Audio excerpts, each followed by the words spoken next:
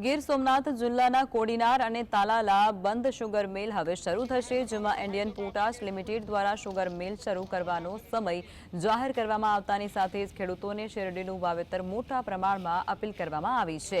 Indian potash limited દ્વારા તાલાલા અને Kodinar sugar મિલ 30 વર્ષના પટ્ટે ચલાવવા માટેનો ઠરાવ થાય છે, જેને લઈ અને બંને શુગર મિલોના સભાસદો અને ડિરેક્ટરોએ બોડીની સાધારણ સભા મળી હતી, જેમાં તમામ ઠરાવો થયા બાદ હવે શુગર મિલ ઝડપથી શરૂ થશે। કોડીનાર શુગર મિલ ઓક્ટોબર-નવેમ્બર 2025માં શરૂ કરવાનું એલાન કરવામાં આવ્યું છે। આ સાથે જ ખેડૂતોને શેરડીનું વાવેતર કરવા માટે પણ અપીલ કરવામાં આવી છે। અને એટલું જ નહીં, કેન્દ્ર સરકારની લઘુત્તમ ભાવની નીતિ મુજબ ખેડૂતોને ભાવ પણ આપવામાં આવશે।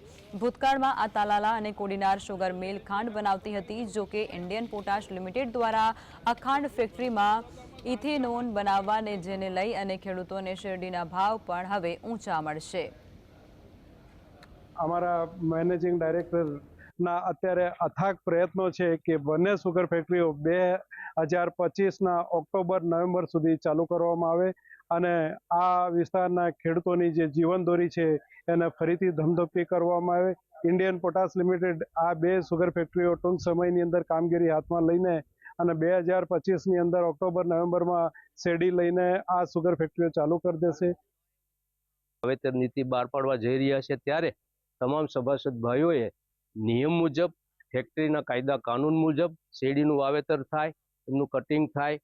અને એક ખાસ આજે વીડી ચૌધરી સાહેબે એ પણ વાત કરી કે શેરડીના ભાવો FRP મુજબ ભારત સરકારની જે નીતિ છે એ પ્રમાણે ચૂકવવામાં આવશે અને એક જ ઇન્સ્ટોલમેન્ટમાં ચૂકવવામાં આવશે। એટલે અહીંયા ખેડૂત ભાઈએ કોઈ દીધિયા રાખવાની જરૂર રહેતી નથી, એમનું પેમેન્ટ પણ બહુ સારી રીતે મળી જશે।